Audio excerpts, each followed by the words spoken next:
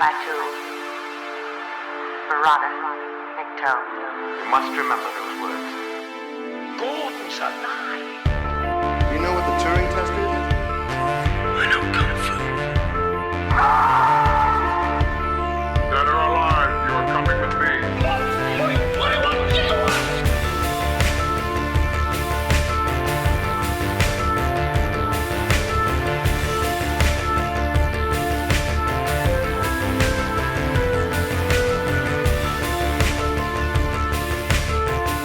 God, it's full of stars.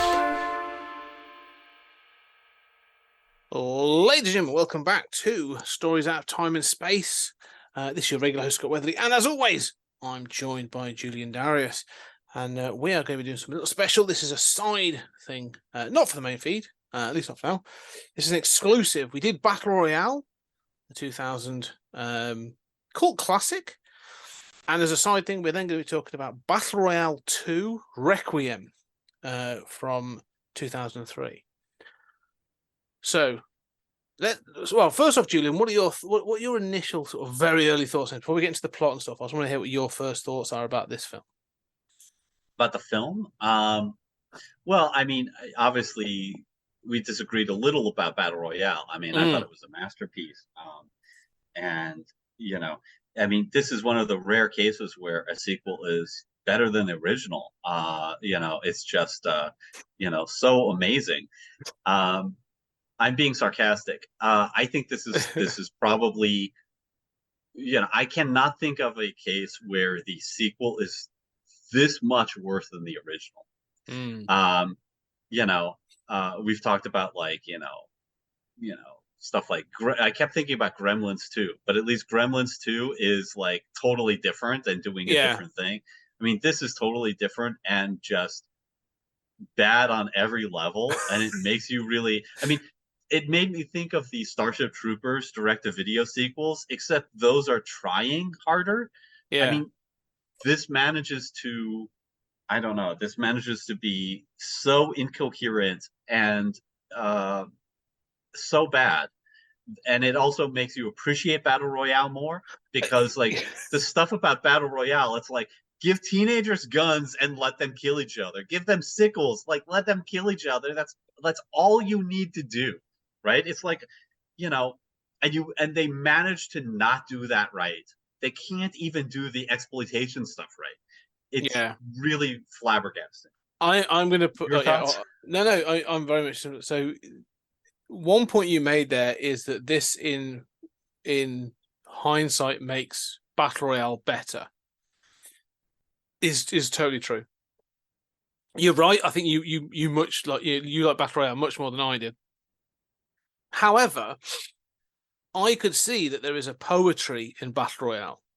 There's a vision and there's an artistry. Like we said, there were certain visuals and there were certain scenes that really worked.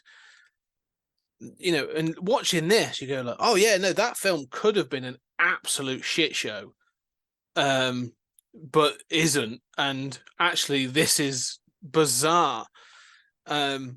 Like, I'm glad you said it's incoherent, because I had to go back and I thought, well, maybe I've got a bad translation. Maybe I've missed something in the translation. Maybe I've missed some of the subtitles. Like, there are several things in this film where I'm literally scratching my head going like, I don't know why that's happened.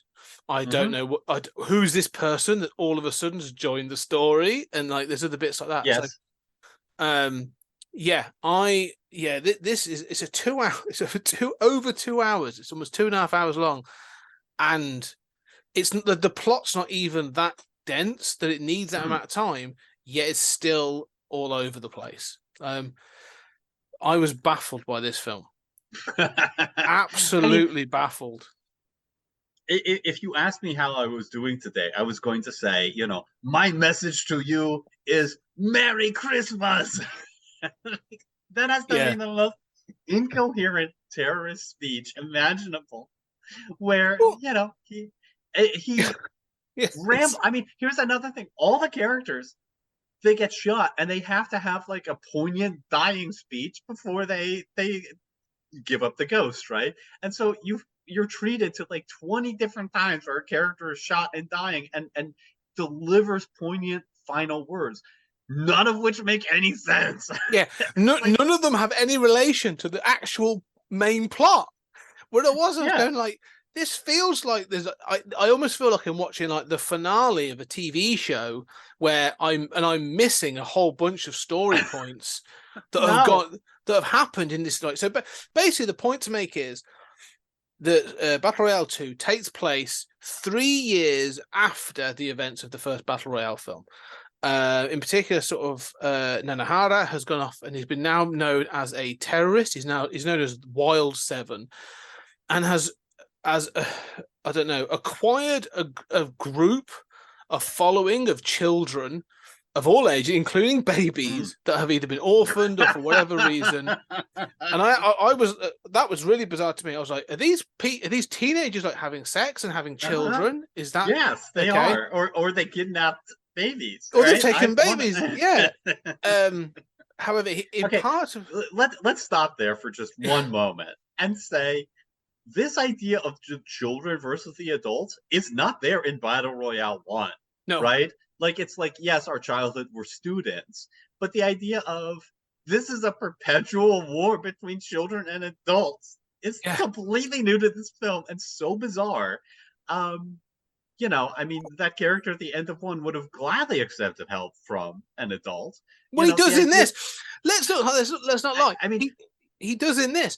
Because at the end of the film, or towards at least the end of the film, because this film does not want to end, it just keeps going. Yeah. But there's one point when it shows, and part of the plot, you find out that following the sort of the events of the first film, Nanahara went off and he did all this stuff. He's become this terrorist, and he came back to Japan. And part of his thing is he detonated bombs that leveled or brought down a series of towers, and in doing so, killed hundreds of people, thousands of people. Mm-hmm. Well, during that event, the police officer, or the military turned up. It's quite clear he was working with a group of adults to bring down those towers. Yeah. So it's not that it's a perpetual war against adults and adults and children. So it's even inconsistent and incoherent within its own narrative. You're completely right. I mean, you know, and I found myself just boggled by, you know, and I'd seen this before. I didn't remember a thing, but you know, was boggled by that, you know, and I kept thinking, like, first of all, you are adults. You know, you were teenagers. You're now 3 years. You're young adults, but you are adults. Plus, the actors are even older than that, and so you know, like they are clearly young adults. And I'm, you know, looking at an adult deliver lines about how we're children. You know, it's like casting Robin Williams as Peter Pan, except he says, "I'm still a child," you know, and I hate adults. And you're like, that's not what I'm looking at. No. And then but also you think right from the start, you know that people age, right? You know, like how long? It's been 3 years. How long are you going to continue this? Like, surely the problem is you're part of the corporate evil Japanese structure or whatever. It's not kids versus adults. But there comes a wonderful moment halfway through this movie where you're halfway through and one of the characters realizes, oh, wait a minute, we age. We'll become adults someday too. And it's this point that you thought of through the whole movie. But like to the extent that there are plot points, it is a plot point that characters realize that they do age. There are several there are several plot points in this. I'm going to give the plot very quickly, because that thing of like the plot or the story reaches a point where it goes, oh, there's a real plot hole here. We better address it. And then basically comes up with some crap to try and address the story. But basically what this is it starts much like Battle Royale 2. A coach full of kids is drugged and taken off to a place, and they are going to be forced to take in what is now become Battle Royale, the Battle Royale Act 2. So this is like the second iteration of the act. They are given military equipment, camouflage. They're given AK-47s. No, they are given proper good guns. And then they are taken to an island, where they know the Japanese government and Japanese military know this is where Nanahara is hiding out in a complex on this island that I believe is supposed to be the island from the first film. I may be wrong in that point, but they know he's there, and these student soldiers are supposed to take the island and kill Nanahara. They have 3 days in which to do it. And if they don't do it, their neck things will blow up. If they go into one of the danger zones, their neck things will blow up. If their partner is killed that they are linked with, or goes further than 50 meters away from them, their neck braces blow up. Mm-hmm. This is the worst organized military operation in history. And then what happens is eventually they get to a small group of the survivors reach Nanahara and the rest of the terrorist organization. And unsurprisingly, once they have their neck braces removed, they join the rebellion. And then all of a sudden, the Japanese military and the American military realize, oh, hang on, we've got long range weapons, and start bombing the place, which then results in an all out war, and the film just falls apart. Any coherence it had leaves instantly at about the 1 hour 15 mark, and it just utter crap. You're being generous, my friend. I mean, I mean, the setup you're describing, like, I mean, you can kind of see how, first of all, it's the RoboCop 2 thing of like the sequel is actually in the movie, right? Mm-hmm. Where, RoboCop 2 is a character in RoboCop 2. Okay, I love that idea. So there's the Battle Royale 2 act. And so the characters are going around with BR2 logos on their right, which is like gilding the lily a little too much in that idea. But then also you have on-screen titles and the Battle Royale 2 act, and these logos all say BR2 Survival Program. Yeah. Except the title of the movie is BR2 Requiem. Which I don't know why, but clearly at some point it would have been Survival Program, but somebody decided to change that at the last minute. So the whole point of merging these two things for this clever, like the sequel's name is in the doesn't even work. No. If you're, you can see how it would be a smart idea or an interesting idea to say, all right, so these guys are terrorists. We're going to send the next wave of kids after that, right? The Battle Royale 2 thing is, go get the terrorists. Okay. Except, as you point out, why make this so difficult? Like this, why do you have? They've already got 3 days to kill him, or they die. Why add exclusion zones like in the first Battle Royale to keep them moving? They've already got a 3-day deadline. Why kill them if their partner dies? It's like they don't even use the exclusion zones except for one scene. Where somebody freaks out and just, runs and stays in the exclusion zone to kill themselves, basically. No, I mean, none of this makes sense. I mean, it's so incoherent. Now, it doesn't mean there are still some good moments, not many, but, watching, but it should be more fun. Like the new teacher who's like in charge of it is so over the top. He reminds me of he's always grimacing at the camera and mugging for the camera and tilting his head down to look tough. And then he winds up, showing up, and he's still got the football, and then he puts a collar on himself. Why does he do that at the end? No, he has a collar on the whole time. That's what you don't realize. Yeah. So, and he's actually, this is where I think it's weird. So the actor is a guy called Riki Takuchi. Mm-hmm. And in the film, the character's name is Riki Takuchi.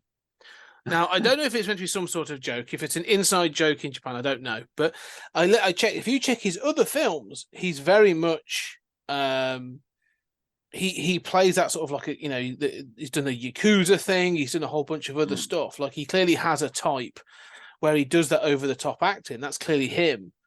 He's the Steven Seagal of Japan.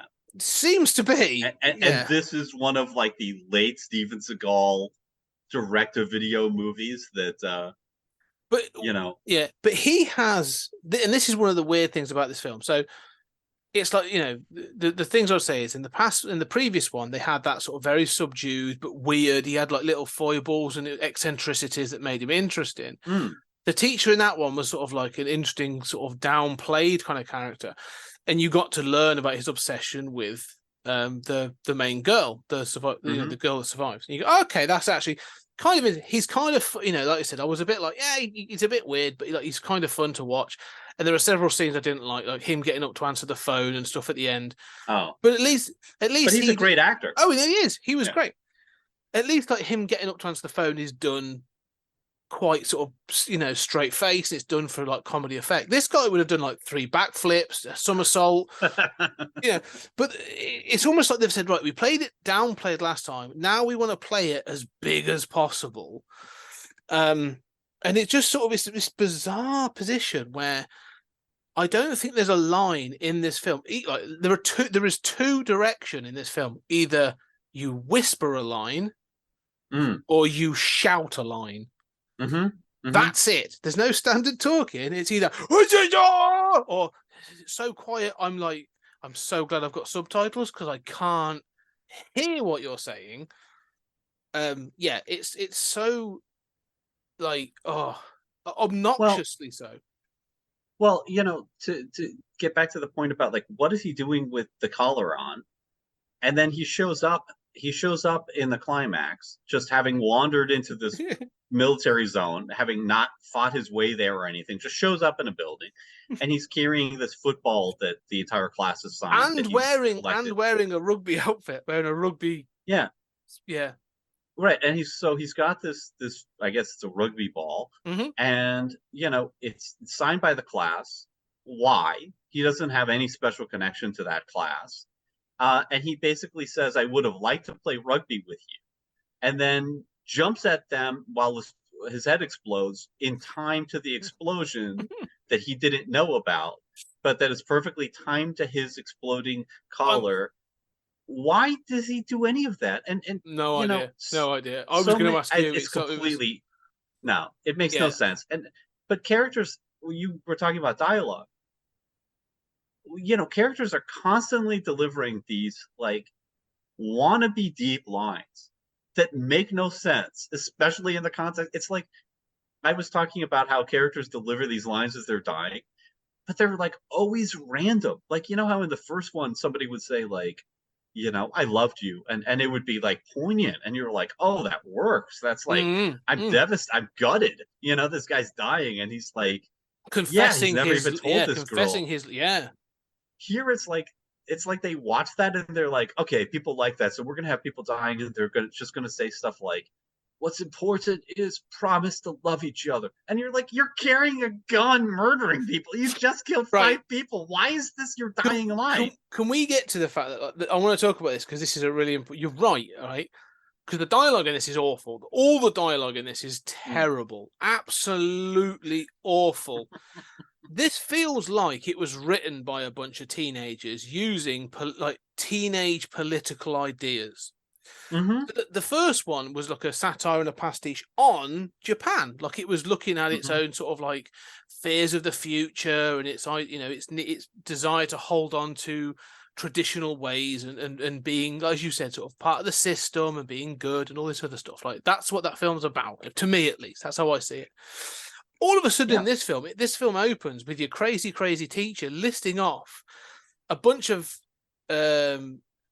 countries that have been bombed by America. And then all of a sudden this film has this anti-American sentiment, and you're like, right, what's that? I have no idea what that's about. All right, where's that come from? What's that got to do with your Battle Royale ruling? Like, I don't understand what that's about. And then all of a sudden later on, it's suggested that America has sort of like, oh, you've got to take out Nanahara, and it's actually the Americans that bomb the island. So you've got this whole thing of like, well, that's cool at the moment, so we've got to include anti-American sentiment. But the other thing is just this idea where like, you've got Nanahara himself, and he's sort of like, we've got to be better, we've got to be the future, we've got to stand up to. And I'm like, you're no better.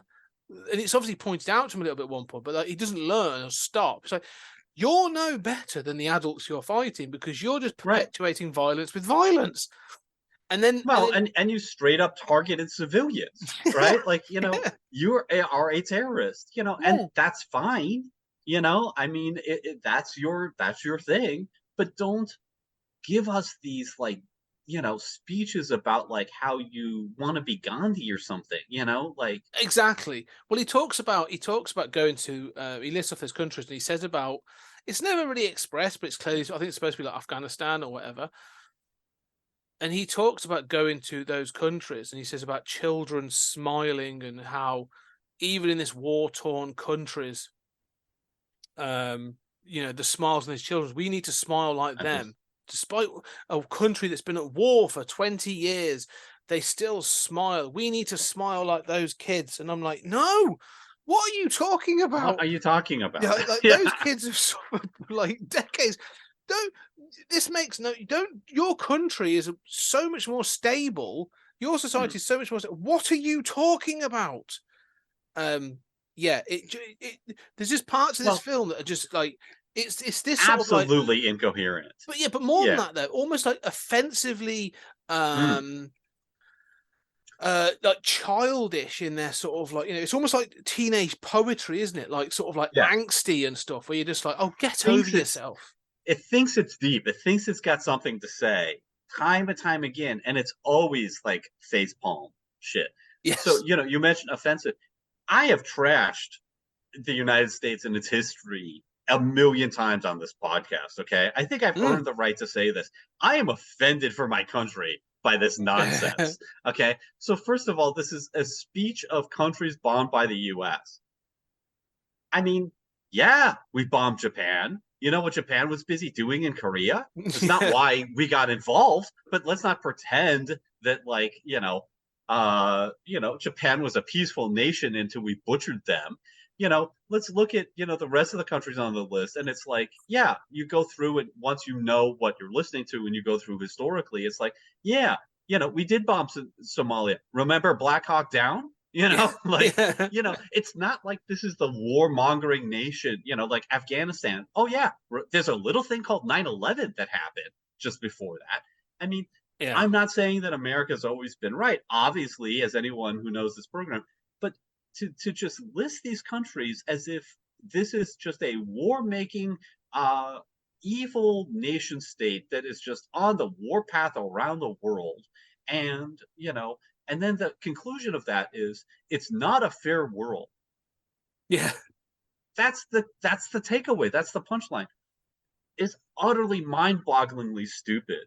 I mean, if you said, see, might makes right, and the United States is might, and, whatever, at least that would be a coherent statement. This isn't even a coherent statement. And then to make matters worse, in the terrorist message, it repeats the same list. Yeah. So we have to go through this all again, except now we know what it is. And how did he decide to do that? They've had no contact together. How did he decide to repeat the same? This is where, like in the last one, as I said, there's an element of like poetic framing and some of the things like, there's that. That's what this is supposed to be, but it's so ham-fisted. It's not meant to be literal. It's supposed to be like an accidental sort of like, oh, both the hero and the villain are sort of coming from the same place. That's what they're trying to, but like in the same way that like, a 16-year-old would do it. Yes. It's not, it's so specific.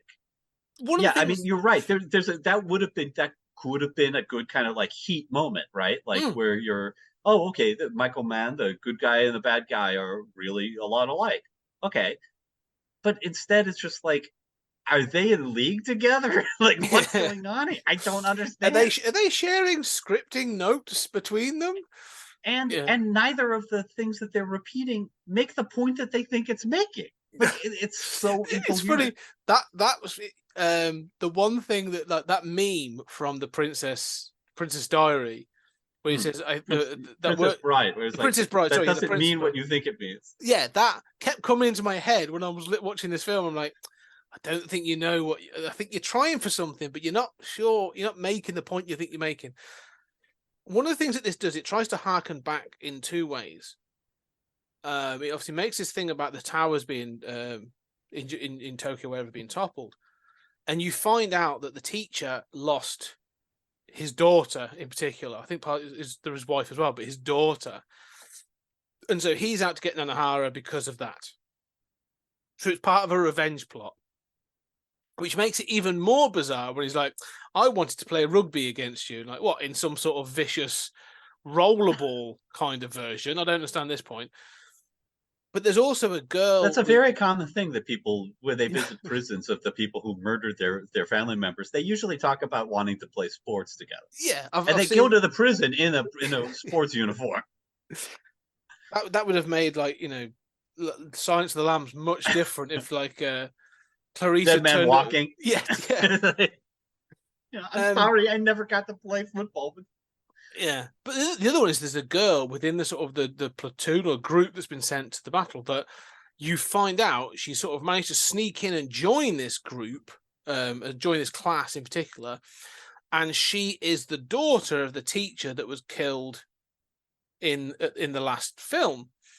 And they had some strained father-daughter relationship, and he was a terrible father and all this other stuff. And she may well have been the daughter that he was calling in the last film, and you go, okay, that's interesting, but that doesn't seem to really go anywhere either. Like, there's several points where she tries things, but like her story and her character is so sort of like meh. Like, she doesn't. There's no sort of ingrained of anything, and eventually she comes round anyway, and then she dies, and you're like, oh, all right. Like, it's so sort of like she finds out there's a painting. She has the painting, and her biggest upset is that after he was killed, she finds his painting, and she's not the girl at the center of it. Yeah, I kind of like that. I mean, I like seeing that painting again and having but the thing is, she shouldn't have thought that it was her because it's clearly students killing each other. But I mean, I like the idea that she's like, why didn't my dad think of me? I mean, even though he tries to call her at the end of the first film. But I mean, seeing that painting again and seeing, the teacher from the first one again, even if he inexplicably like forgot his daughter's birthday and then says to his daughter, I guess I should just, and makes a motion of suicide with a gun. I mean, so bizarre. Yeah. Like, but the scary thing is that's way more interesting than the rest of the movie. Yeah. And it only underlines like how much I want that actor back. I don't want to watch the rugby man. Well, I think that's the thing. Like, the only thing I will give this let's give it some positives, because I think this film is utter crap. I think this is. However, there are several things I do kind of like. When you first meet Nanahara again, I like the fact that they do play it that he has got some sort of like trauma. Like, he's not like a rah like rebellion leader. Like, he's not like a resistance leader. Like, so like he's clearly like, oh, he's messed up. Like, he doesn't really want to be doing some of this stuff. He's seen some shit and he's troubled by it. So I like the fact that like they do play it that way. And he's not clean cut. Like, there's a lot of stuff where people are like confronting him about bringing down the towers and all this other stuff, where they are saying like, look, you have done some stupid, dangerous stuff. Like, why did you do this? And he doesn't really have an answer for it. So I like some of that, but it's I think that's about it. If I'm honest. Okay, I mean, I'll say what I like. I mean, if there's a part of that I like seeing the teacher from the first one again. Yeah. I like the first scene that I thought was any good was when the girl who's the partner with the one who was shot dies and her collar explodes and she runs around too much and it's like, we've seen this already. But then there's a shot where she runs through the camera and her neck explodes. This is a good shot. And I thought, you mean a good scene, a good shot. No, back in the cage, sort of. Yeah, in the cage. Yeah. Although it also makes me, it's a good shot. It also makes me think, like, why didn't you tell the guy who said, I'm not going to do this and died, like, you're killing this girl too. Which would have made it more dramatic, but I guess they wanted him to be a good guy and go out as a good guy. And if he did that, then he wouldn't be. So I don't know. It's stupid. I do like it's not done well. but I do like the storming of Normandy Beach with the kids, in a Yes. sort of like so things that are terrible about it. It is acted poorly. It's shot poorly in a full sort of fake cinema verite style with a massively shaky handheld camera that's just like, yeah, because your budget was $5 and you can shoot this with a shaky camera and insert sound effects of just ding ding, bullets bouncing off the stuff, and it seems good, right? So I hate that, and the music is dead wrong. There's so many times where the music really makes you appreciate the Oh, music the of the score, first one, the score of because this the film music is is like 100% agree with that. The score in this film is dreadful. Yeah. well, and during the storming of the beach, it's like a rah Yeah. action-y sort of heroic thing, and it's like, no, these are kids screwing up and getting murdered in front of you. I'm not supposed to, like, this isn't the Expendables or something, um, but I do like it a kind of like Starship Troopers kind of way. These totally unprepared, teenagers storming a beach with guns and getting killed left and right. Although, again, it's not really done well. And at one point, a collar explodes and it blows up the entire boat that it's on. Like that was not. The collars are not that strong in the No, but explosion. his collar explodes right next to the petrol engine. That's the bit I got. Okay, And so it's the engine of the boat that actually explodes that takes that boat out. that's a good point. I like this movie now. Yeah, saved it. Totally, that was the thing for me. No, I mean, I especially in that early sort of invasion part, but that's about it. I mean, Yeah. then they drop ammo, and I'm like, if you can drop ammo, how do you know that first of all, how do you know the terrorists are on this island? If you knew, why have you not assaulted it or bombed it? Well, yeah, How okay. did you know this? Then you stage this invasion, and you're like, we're going to drop ammo for you. You need to go pick up ammo. Why not put ammo on the boat? Why not drop ammo from an altitude? They're clearly buzzing a helicopter over the island. If you can do that, Yeah. you can strafe the island with guns. It's like Right. nothing makes any sense in this Right. movie. Let's get to the point of this, right? Because this is the biggest thing that really bothers me. You're right about the storming of the beach. It's actually kind of interesting. It is badly sort of the music, but I think the music in all of this is badly chosen. It's awful. It zips from rah rah rah to massively over sentimental all the time. It's dreadful. But there's several things about this that sort of like, so they know that this terrorist organization are on this island. How, I think, is a little bit irrelevant. I think that they just know, which is okay, fine. Right? Through intelligence, they know they're there. That's one thing. They know they're there, but at no point is anyone like it's impregnable. They've got this massive fortress. Oh no, it's an old building held together with bamboo scaffolding. Like it's Mad Max level shit. So all right, so then, as you say, why have they not bombed this, like, or just from the distance using missiles, or like you say, just flown over and just napalmed this whole island and solved the problem? Like, I've known, because it's not like anyone's going to turn around and go, "Oof, they just nailed a bunch of kids." Everyone hates this terrorist organization. Everybody, even America, appears to be sort of encouraging them to do this. So why not? Why haven't they done this? I don't understand that, because they eventually sort of do. But then the third one, which shows the incompetence of the military, is when they do storm the island in some ridiculous way, they're sort of held off by a bunch of kids that 3 days earlier couldn't handle the guns. Well, this is true, but also let's back up to this. So you're saying, like, why don't they just bomb the island in the first place? Right? Absolutely. This is the regime that set up the battle royale games and to have fun with, like, totally fine with killing kids. Now those kids have committed 9/11 times 5. Like, trust me, the world is, and it's Japanese territory anyway. The world is going to be fine with this. But so then there's this absurd conversation between the rugby coach and the prime minister of Japan, where basically they decide they are going to bomb it anyway, and America is going to bomb it, anyway. So, it's not really even clear what's decided in that meeting, except we're going to bomb them. The Americans are bombing them anyway. Yeah. Feel free to kill them all. Okay. And then suddenly we cut to a land invasion. Yeah. Like, what? I thought we just agreed to bomb them. Well, you There was see an one. entire conversation about just Yeah. bombing them. You see Why one did you? missile hit. One missile hits. It's almost Yes. like that's the budget gone for that. Right, land invasion. Why have you shifted to a land invasion? I mean, we just had a conversation about this. It's so Well, mind-bendingly stupid. one of the things that actually makes like I literally laughed out loud at one moment of how this is almost like the anti-Michael Bay. You know how like Michael Bay's like the military are cool and collected and they all know their stuff and you've got all that kind of stuff going on. And it made me think about The Rock, the film The Rock with Sean Connery and Nick Cage.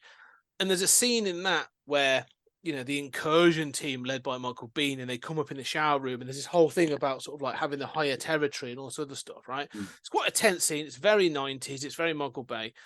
Jerry Bruckheimer kind of stuff, right? Fine. I kind of love it. And you could easily do some of that stuff in this film. Like you could easily emulate some of that.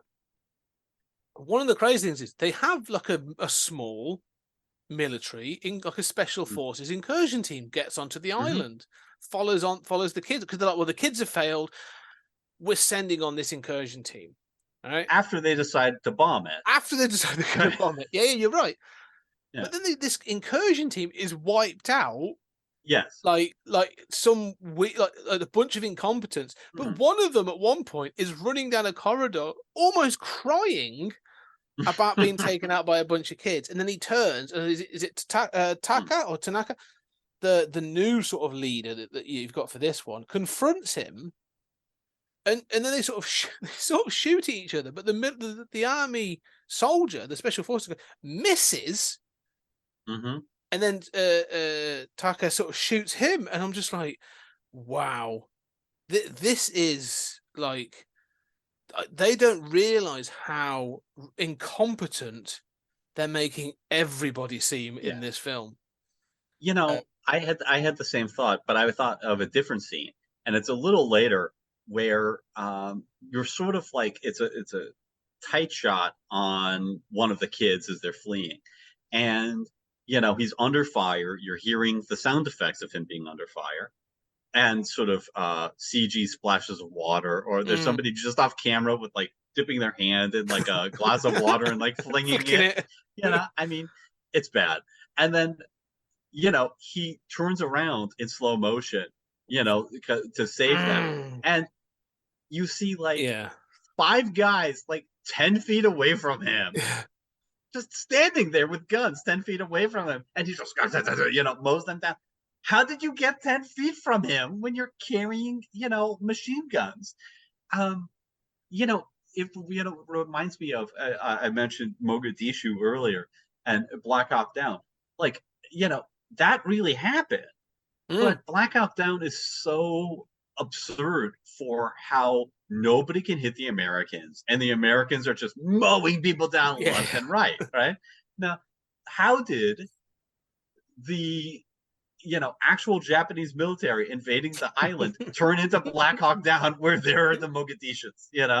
Like they're so incompetent, and they're just there to be mowed down en masse. Well, it's almost like Helm's Deep, like, you know, this is almost like sort of like Lord of the Rings like level fantasy, where like we have or Star Wars, we have the high ground, and therefore we can just like shoot people. It's ridiculous how silly this film gets towards the end. I mean, it starts off silly, but like it gets worse and worse and worse. However, I learned something, and I didn't realize this. This film is attributed to 2 directors. That's true. Yes, and the reason for that is, I know it's Kinji. I believe it was Kinji. I don't know which way it was ran, so I apologize. But I believe it's Kenta Fukusaka or Fukusaku. Sorry, and Kinji Fukusaku, a father and son team. Not originally, but the father died, who I believe is Kinji. So he was the director of the first Battle Royale. Yes, and he did a bunch of like important and cool Japanese movies, including some that we've seen. And he directed all types of different genres, you know, which is one reason why he wasn't more successful internationally. But he did Battle Royale, and he agreed to come back for Battle Royale 2. But then go ahead. No, I was going to say, you're right. No, but he was 72 when he was making this. He Yeah. died of cancer Early. while early on making this film, and his Yeah. son, Kenta, took over. Pretty cool. Yeah, which is cool. That is kind of cool. However, his back catalogue of films doesn't hold the same sort of cachet as his father's did. And so, yeah, I see that you can. I think I'd be interested to see if you were to do I don't know, maybe it's on the special features of some edition of this where you're like, this is one director, this is the other director, and just to see how they stack up in those two different ways. My impression is that the father had done very little. If he had shot anything, it was like pre-production kind of, really early stuff. But this does kind of point out the sentimental, sweet, like, oh, how cool is it? He got to finish his dad's project, right? And occasionally you have cases like this, and you think, oh, that's really cool, right? And then you see the end result, and you're like, right, bad idea. Maybe it was time to be less sentimental and more practical. And also, it makes me wonder if like that, that father is up in heaven, just looking down, holding his face, going like, oh my God, I want to support my son, but have you seen that movie? Like, oh my God, Sometimes that has my name on it. Yeah, like we have there's this whole thing, there's a whole debate about them or discussion about they call them Nepo babies, this whole thing of nepotism. And sometimes you have a Stephen King and a Joe Hill, and you'll go, well, actually, he's suitably talented and actually has made a way for himself, and fair enough. Maybe he did get his foot in the door because of his father, but he has made his own way.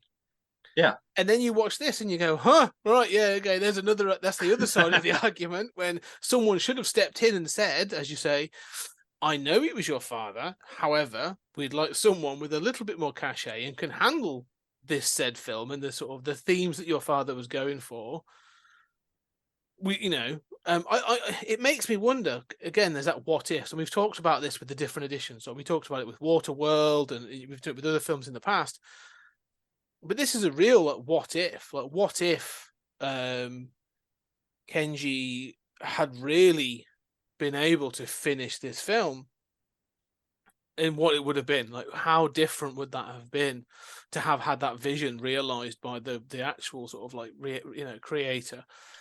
Yeah, and I don't know. I mean, because it, for all we know, it could have wound up being the same script. Well, he wrote the script. Kenji Fukusaku did write the script, so it could have wound up being the same script, just directed better, and certain things would have come off better and felt fixed, whether they were or they weren't.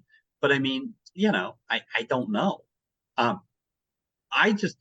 have problems with the script. Yeah, I have problems with but also just the basic plot of like, I mean, I do admire the idea that this soon after 9/11. The point is to sort of that main character from the first movie is Osama bin Laden. I mean, like, that's kind of ballsy. His costume. This is something I noticed, like, because you have everyone else is very much in, they're either in military, Japanese military dress, or like, or whatever. His costume, though, because it suggests he spent some time in Afghanistan and stuff. Like, no, he is wearing something that is very provocative in that sense of like, he looks like a Al Qaeda terrorist. Like, they've designed his costume to most definitely look like that. Yeah, and I think that's kind of interesting. I do think it's ballsy. Oh, it is. Yeah, but it doesn't seem to go anywhere. No, it's never. Well, what? No, just this whole thing of Afghanistan that sort of sits in the background of this, because they return to Afghanistan at the end of the film, and I am still for thinking a nice romantic denouement. Yeah, and I am like that film. And when I knew this came out in 2003, I was like, that country was quite heavily involved in conflict at that point. Fair enough. Yeah, it also continues the sort of like turning that character into, sort of like Gandhi, or like, he's like the Dalai Lama. he wanders the world searching for answers, and sometimes those answers involve a tantrum in which he kills 10,000 people. Um, Sometimes it involves handing a Kalashnikov to a 9-year-old child and telling them to go and carry on the fight. yeah, that's right. I mean, look, we all search for answers in different ways. I mean, Mm. it's so bizarre. Yeah, that is really messed up. Yeah, but this is the thing. It doesn't know. At least I don't think. I don't. Mm.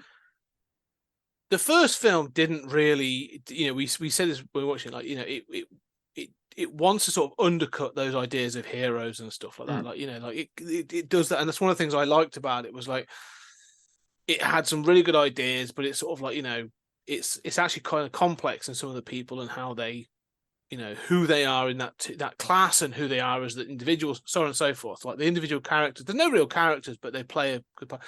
In this, they bring back Nanahara, but they still don't know if they want to play him as a hero or as a villain or as a confused. He's just a confused teenager. Like, it's just, Yeah. I don't know. It's interesting. Something else I wanted to touch. Have you got anything else before I sort of carry on? There was some things I wanted to say, but anything on that? Well, I mean, I can kind of see how this would get made this way. You say, like, okay, the first one was pre 9/11. 9/11 kind of changed everything. We cannot make that same movie today. Let's have this super ballsy movie where we only in Japan. We identified with this kid. Now we're gonna make him Osama bin Laden, and this is going to be, the movie that's like, no, this stuff is morally complex. Yeah. It wants to be that movie. It just isn't. It's just bad. Yeah. It's like, bad at every level. And the messed up thing is, Osama bin Laden's ideology was no more coherent than this. Oh, So, yeah. Well, most sort of ideologies like those things are like this, where it doesn't make scratch away. It doesn't make a great deal of sense. One of the things, the things I wanted to sort of just touch on is, just sort of they try for. In the last one of the things I highlighted, there were some really good shots. There were some really well done shots where you're like, it's just beautiful to look at, or the sort of like the camera frame sort of really worked. There was others that were crap, but there was one that were really striking and worked really, really well. There's a similar thing where they're trying for things in this, but again, everything feels sort of overwrought. Everything feels a little bit too much. And one of the things, again, talking about his costume, and this is what, you're not invested in the film when you start making these kinds of assertions, but his costume, he has like a, like a body sort of thing. It almost looks like a suicide vest, like a bomb vest. mm-hmm. But he's also wearing this like big cape thing, or this sort of like blanket over him. And there's a scene where he's giving this speech and he's walking between these candles, and he has this sort of like sort of length of thing with the end of it is lit because he lights candles. For everyone that dies, he lights a candle. All I could think of is like, dude, like, you were about to go up like one of those candles. Like, get away from all that naked flame. Like, you're wearing basically a rag that's just about to go up like anything. That's all I could think about whilst I was watching that scene. I was just like, I don't care how cool you look right now. Maybe it's because I'm old, but I just think you're about to be a health and safety nightmare. Yeah, also not the best costume to fight in. Yeah. Yes. Yeah. Yeah. There were. Go ahead. No, go on. You first. Well, I was going to say that there are, a couple other examples of just, the unbelievability, the just utter absurdity of this film. And one is shortly after that, where the teenagers are storming into the building, and they go into a room where apparently, I don't know what's happening, but apparently the floor is planks over a pit of water. I don't know, but suddenly some of them start falling through the floor into water, but it's not really clear because it's so low budget. Like, is the floor collapsing, or are they just like stepping Slipping? off the planks? Yeah. And then suddenly all of them are in a pool and they're being shot from above. And you're like, I mean, I literally stopped the movie and was like, wait a minute, why are they all in water? Yeah. What's going on? And I had to rewind, and I was like, yeah, this doesn't make it much clearer. No, That should not happen in a movie. Like, there are why are several. the characters in water in No, a building? I don't know. there are several scenes where things like that happen. Where there's that one. I totally agree. Like, there's an edit where it goes away. Like, it cuts to a scene of like the people appearing on the Mad Max gantries, and it cuts back, and they're all in the water. And I'm like, they weren't all in the water a second ago. Like, they've just jumped in. Yes. There's another one that's similar where I think it's before that. It's when they're sort of they find the tripwires and stuff. They've broken up into two groups and they find the tripwires. There's a scene where like there's a bunch of people and they're all kneeling around someone dying. Mm-hmm. And then there's something noise goes up, and all of a sudden the next one, they're running through the forest with when they've all got their helmets and stuff on. I'm like, hang on, like what happened to the person you've just left? Did he die? What the hell happened there? Yeah, there's a number of scenes where that happens, where they're like, right, we're going to cut from one thing to the next. There's no continuity. There's no sort of, we're just leaving that as it is. Move on. Yeah, bad filmmaking. Yeah, for sure. And in that scene, then one of them trips the tripwire as they're running, and like 6 of them are killed. But it's not clear which 6, and then you're expecting like lots of collars to go off. I mean, nothing makes sense in this movie. Another one I wanted to highlight is when in the final conflict with the real military forces. There's not a bad. I mean, I don't know who they are at this point, nor do I care. But there's a girl who's shot, and then another girl is like intervening, and she's shot. And it's like, oh, okay. If I took this 30 seconds out of context, and I would have thought I'd know who these characters are and cared, but I don't. But like, that's not badly shot. And then she stumbles over as she's dying. Remember, everybody's got to do something as they're dying.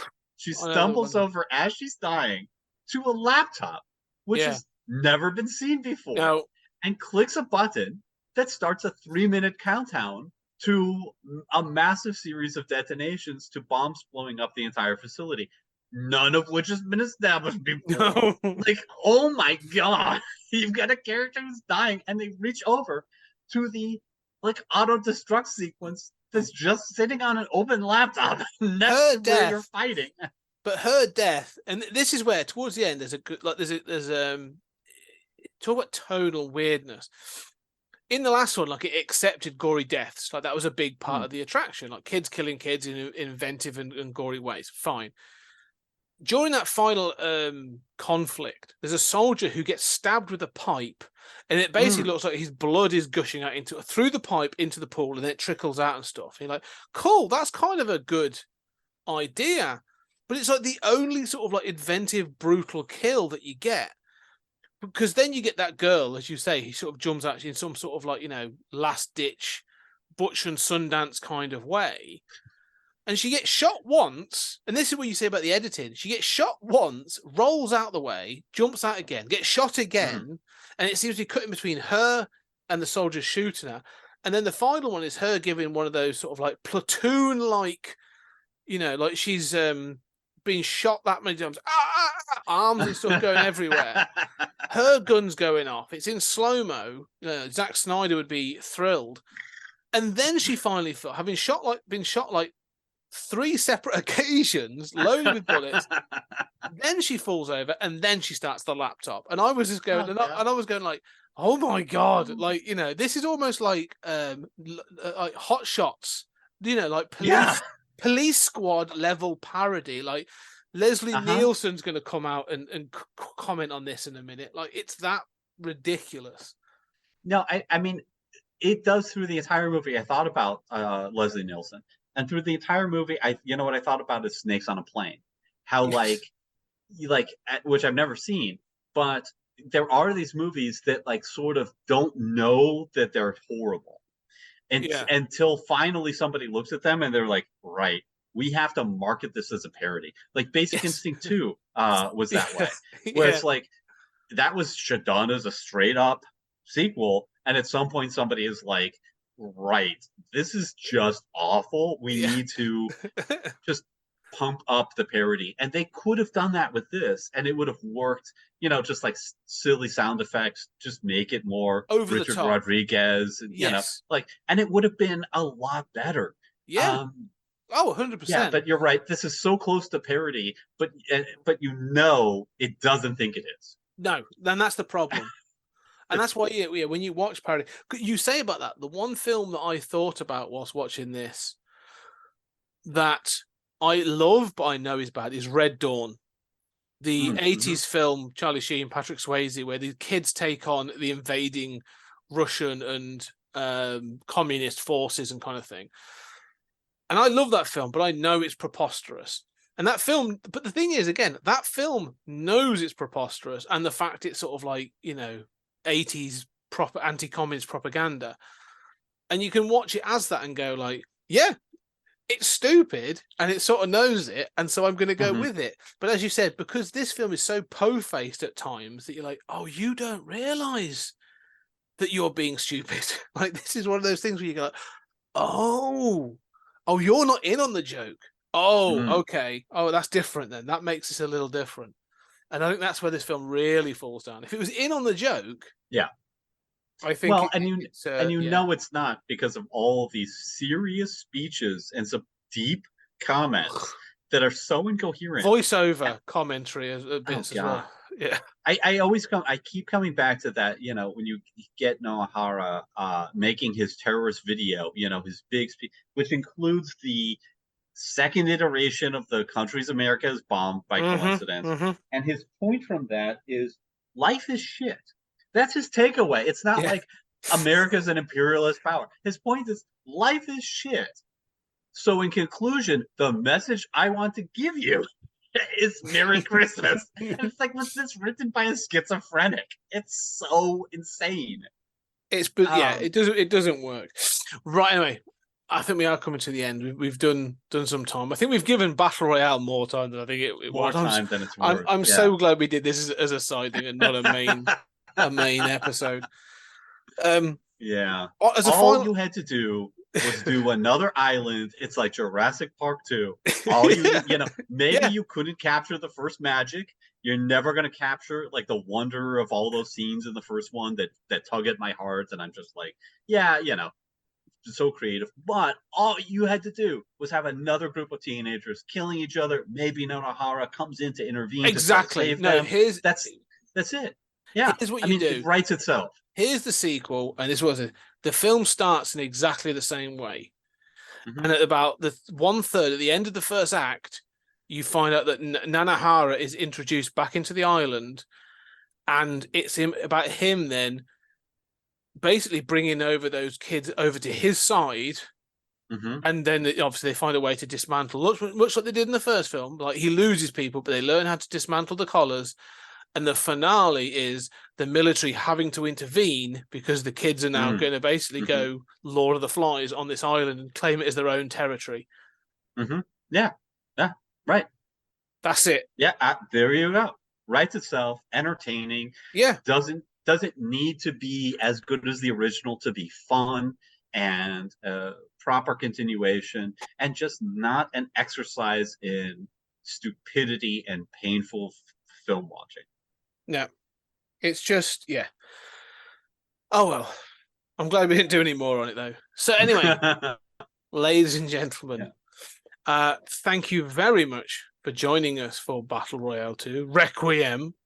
It's been a bit of an insight. I'm glad we not to be confused with Alien versus Predator Requiem, which is also not a requiem in any way, shape, or form. No. But I will say somebody in Hollywood is just like, requiem is a cool word. There is a selection of words that can be used, and I'm sure they have sort of like sequel subtitle generator where they just start putting them together. But anyway, yes, that's. If AI was operating before AI and it's just slightly off, and you're like, people did this. Yeah, people made this movie. Yeah, somebody made it. Anyway, ladies and gentlemen, thank you very much for all your support and for listening along. And I hope there will be more. We will be doing more of these sort of like sideshows. There's more to explore, but there doesn't really need the full whack of the main feed. So anyway, ladies and gentlemen, thank you all for listening. Thank you for your support, and we shall talk to you on the next episode.